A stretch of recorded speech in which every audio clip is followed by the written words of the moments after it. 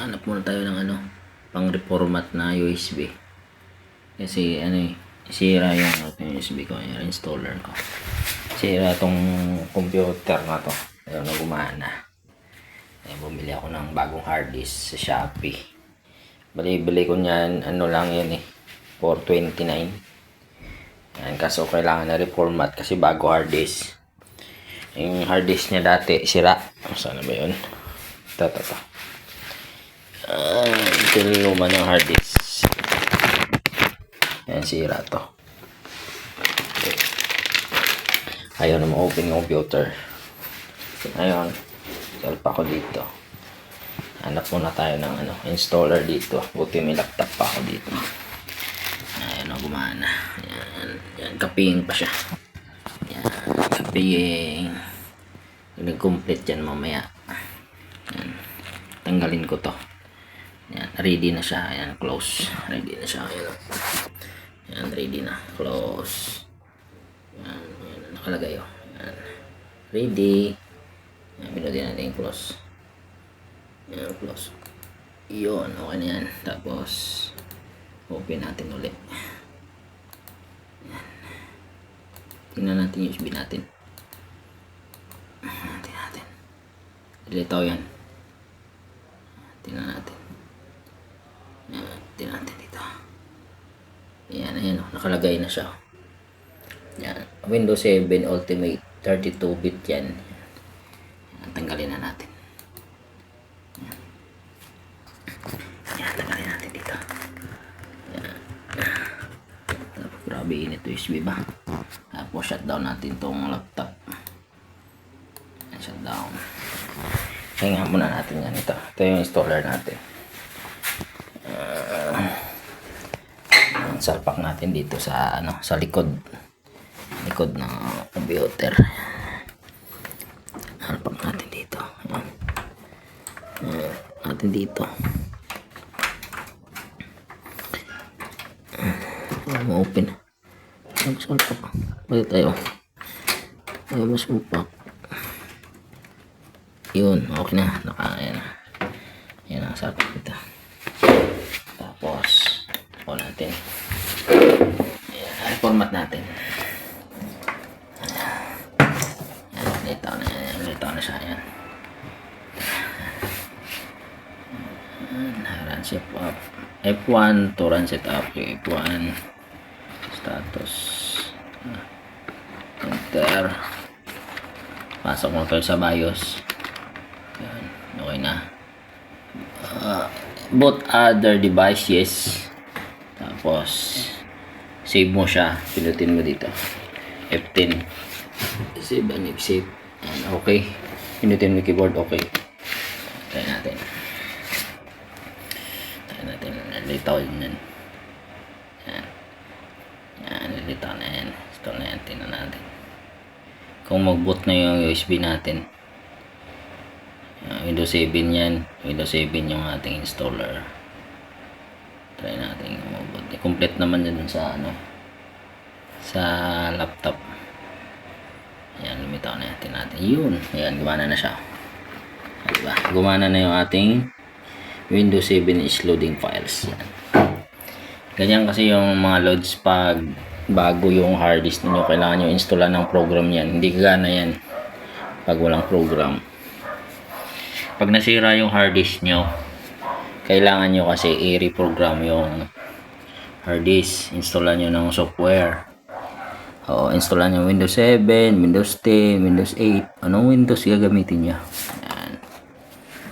Ayan. Ito. Ayan, pinatay ko na yung laptop. Buti gumana pa yung laptop na to. Kung hindi, hindi tayo makaprogram. Yan, tanggalin ko muna yung plug. Yan, tanggalin natin. Para pahingaan muna natin. Sobrang init eh. Dito muna tayo mag-focus computer na naman. Yan. Naglo-loading pa siya. Yan, loading. Testing ko kanina. Installan ko ng Windows 10. Hindi kaya. Hindi kaya ng processor. Kaya nag-reformat ako ulit. Windows 7 na naman yung gagamitin natin. Kasi hindi na talaga kaya ng Windows 10. Kasi yung processor, old model kasi itong nabili ko itong laptop na to. Yan ang ang problema dito. Pag nagmo-moist sa loob, masisira yung CPU. Yan, kasi yung bahay kasi hindi hindi makasingaw. Kaya yung CPU, pag nag-okay na to, ilabas natin doon, buksan natin. Para hindi masira yung Nagmo-moist kasi yung pati yung yung external ko na damay, nasira yan. Medyo matagal na yan, pero naglo-loading na yan. Tugig naman yung memory niya problema lang, medyo mahina lang siya. Tingnan natin mamaya mga lods pag natapos na yan. Pakita ko sa iyo paano mag-reformat ng computer. Ayan, okay na siya. Starting up na siya, tingnan natin. Try natin siya i-reformat. Loading na siya. Tagal, mahina kasi memory. Bagal mag-load talaga pag luma yung computer. Ano mo? Ikot lang. Ayan, ikot-ikot lang siya. Sana mag-load na siya. Pag hindi natin ito ma-reformat, install ng program, hindi magamit tong computer na to. Hindi magamit yan. Kailangan natin siya i-reformat. Kasi tinisting ko Windows 10, di kaya. Windows 7 lang talaga siya. Old model kasi. Try natin. Yan, nag-ikot-ikot pa. Tagal lang siya mag-load. Pag nag-upper yan, nilitaw na yung hard disk dyan. Try natin mamaya. Sana okay na siya. Nilitaw na hard disk natin. Yan, tagal lang siya. Tagal mag-load. Yan ako, cut ko muna mga loads kasi tagal mag-load. Maubos yung video natin. Yan lang siya, ayaw mag-load. Ganyan lang siya. Kaya ayaw mag-load. Talagang mahina lang talaga yung memory or okay na siya eh. Ayaw mag-load eh. Baka baligtad rin natin. Starting up na siya. Starting Windows. Tagal. Bagal kasi yung memory nito. Kaya tagal mag-reformat. Starting Windows lang tagal nagang may natas yung memory nito. Tagal tayo makatapos nito. Starting Windows lang tagal Hintayin na natin yan. Tagal. Mahina talaga yung memory niya. Bagal. Tayo na lang matapos yung installation natin. And continue to installation natin. Ayan, malapit na. Loading pa lang siya. Tingnan natin. Ayan, sige, restart. Yun, set up. Preparing your computer for first use. Sige. Natin yan. Sige nga. Wala sira yung hard disk natin. Bimili tayo bago hard disk. Kaya pala hindi ma-install. Buti ka mo may reserva tong dito. Yung jumper. Kailangan pala ito jumperan para ma-install siya. Set up, checking video performance. Sige. Lang naman to kailangan ko kasi dito yung siba ng mga para gumana yung computer mabilis. Wala kasira na yung laptop ko pasira na yan.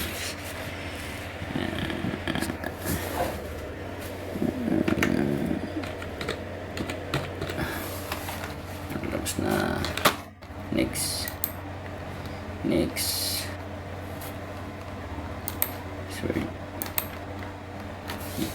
password. Wala na. Installator. Ultimate. Yan. Ultimate yan. Windows 7 Ultimate. Ultimate gamit. Welcome. Preparing to desktop na siya. Wala. Sira yung hard disk na ito. Sayang. Gumana. Iwan ko lang ang jumpera natin kung makita pa dito mamaya. Tingnan ko Makita. May mga files pa kasi ako dito.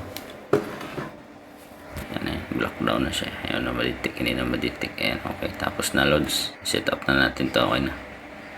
Ayan. Ayan. Ayan. Okay na siya. Format natin to. Format. Para masipan natin ang files.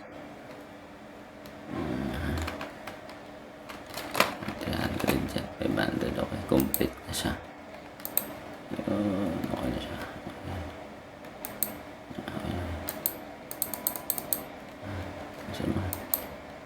Oh, yan, okay na siya. Bilis naman siya. Yan pa na. Tapos na. Okay na.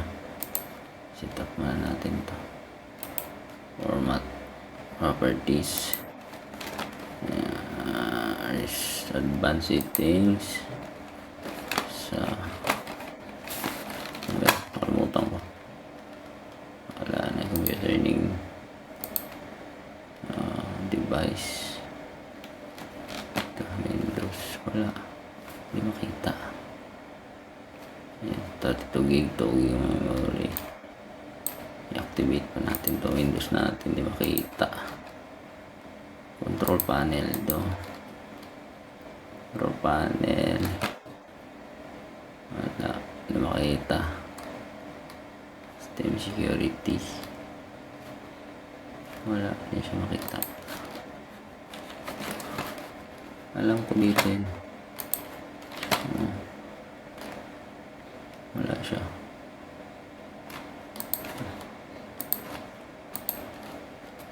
Wala.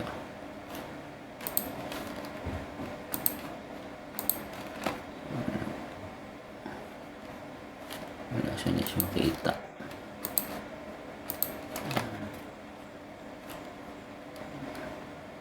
Ito, stop.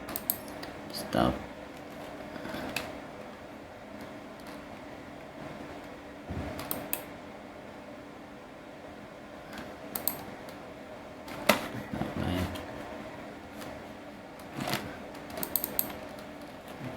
Installan muna natin ito ng Office. Okay na yung loads.